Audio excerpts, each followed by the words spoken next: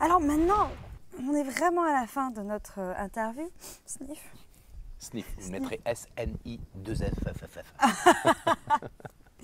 Et par contre, j'ai ma dernière question, la Ouais. question qui tue. Ah, la mort subite. Not really.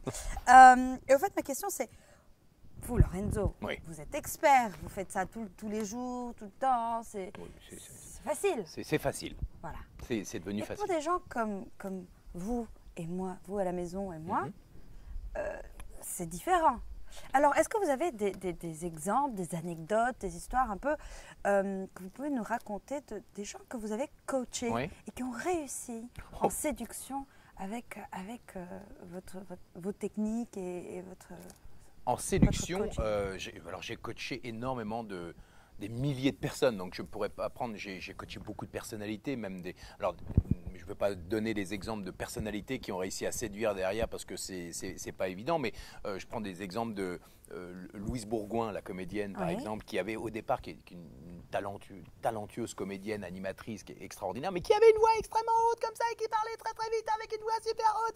Allez, c'était incroyable, quand elle rigolait, c'était... Genre limite, elle était totalement, elle avait une voix un peu, qu'on pourrait dire entre guillemets, hystérique, et je lui ai appris à justement poser sa voix et à surtout à arrondir, au lieu d'avoir une voix toute petite comme ça, aiguë et stridente, eh bien à poser sa voix et à arrondir sa manière de parler pour être tout simplement plus cool. Et ça n'a rien changé à sa personnalité.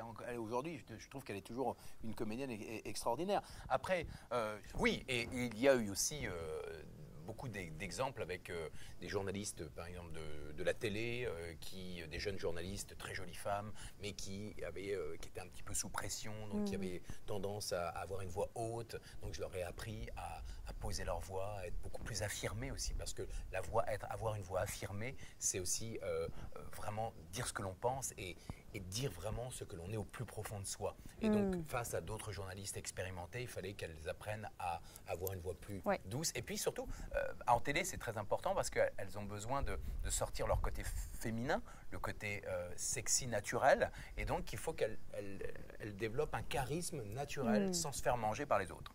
Et donc, voilà, c'est tout ce travail-là. Puis aujourd'hui, j'ai beaucoup d'expérience dans des journalistes qui aujourd'hui cartonnent en télé. Il y a aussi après dans la vie quotidienne des personnes qui, comme vous, avaient l'incapacité totale, par exemple, d'appeler quelqu'un qu'elle ne connaissait pas. Donc imaginez pour faire le premier pas, beaucoup de femmes, c'est marrant, beaucoup de femmes qui n'osent pas parler à un inconnu ou un inconnu leur parle, elles ne savent pas quoi leur répondre parce que souvent c'est la voix interne.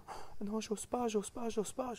Et donc je leur ai appris à tout simplement oser. Et aujourd'hui c'est extraordinaire, j'ai des témoignages. J'ai une personne encore là, il y a 2 jours qui m'a envoyé Lorenzo, ta méthode c'est pas simplement une méthode pour prendre la parole, pour mieux communiquer, ça permet de révéler le meilleur de soi-même parce qu'aujourd'hui, je suis capable d'oser, je suis capable de prendre mon téléphone et de dire ce que je pense alors qu'avant, je n'osais jamais. Et si j'avais peur du jugement, aujourd'hui, je n'ai plus cette peur du jugement.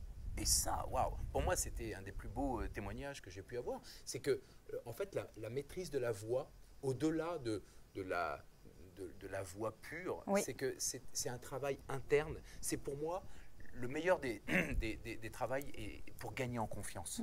C'est ce qu'il y a de plus fort pour être vraiment soi-même et trouver et connaître vraiment ce que l'on est au fond de soi.